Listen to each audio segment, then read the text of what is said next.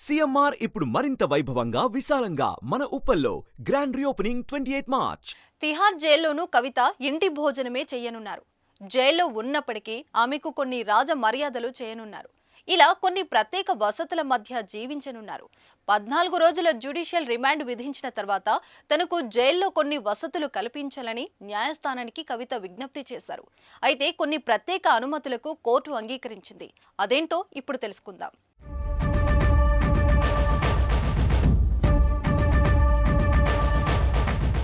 Delhi liquor scam కేసులో ఆరోపణలు ఎదుర్కొంటున్న బీఆర్ఎస్ ఎమ్మెల్సీ కల్వకుంట్ల కవితకు న్యాయస్థానం 14 రోజుల రిమాండ్ విధించిన విషయం తెలిసిందే. దీంతో కోర్టు నుంచి కవితను నేరుగా తిహార్ జైలుకు తరలించారు. ఏప్రిల్ 9వ తేదీ వరకు కవిత తిహార్ జైల్లోనే ఉండనున్నారు. ఈ సందర్భంగా జైల్లో కవితకు ప్రత్యేక ఏర్పాట్లు కల్పించాలని జైలు అధికారులను కోర్టు ఆదేశించింది. దీంతో తిహార్ జైల్లో కవితకు ప్రత్యేక సదుపాయాలు కల్పించనున్నారు. ఇంటి భోజనం చేయడానికి, జైల్లోనూ బంగారు ఆభరణాలు ధరించడానికి కోర్టు అనుమతిచ్చింది. అలాగే కవిత నిద్రపోవడానికి మంచం, పరుపులు, చెప్పులు, దుస్తులు, దుప్పట్లు, పుస్తకాలు స్వయంగా ఏర్పాటు చేసుకునేందుకు అనుమతి మంజూరు చేసింది. వీటితో పాటు పెన్ను, తెల్ల కాగితాలు, ఆభరణాలు, మందులు తీసుకెళ్లేందుకు అనుమతిచ్చింది. అయితే కస్టడీలో ఉన్నప్పుడు కవితకు చేసిన అన్ని వైద్య సంబంధిత రికార్డులను ఆమె తరపున న్యాయవాదులకు అందజేయాలని ఈడీని ఆదేశించింది.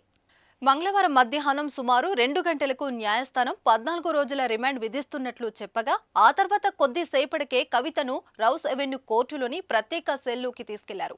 సుమారు 3 గంటలు ఆ సెల్లోనే ఉంచారు. ఆ సమయంలో కవిత బయటికి వస్తుండగా కుటుంబ సభ్యులను, ఆత్మీయులను కలుసుకునేందుకు పోలీసులు అభ్యంతరం తెలిపారు. వారిని ఆ సెల్ నుంచి దూరంగా పంపించి వేశారు. సాయంత్రం 5 గంటల ప్రాంతంలో జైలు వాహనాన్ని ఆ సెల్ లోపలికి వెళ్లనిచ్చారు. కవితను సెల్ లోపలే వాహనంలోకి ఎక్కించుకొని తిహార్ జైలుకు తీసుకెళ్లారు. సుమారు సాయంత్రం 6 గంటల సమయంలో కవిత జైలుకు చేరుకున్నారు. అక్కడ జైలు అధికారులు కవితకు వైద్య పరీక్షలు నిర్వహించినట్టు తెలిసిందే. కవిత కోసం తిహార్ జైల్లో ప్రత్యేక గదిని కేటాయించినట్లు సమాచారం.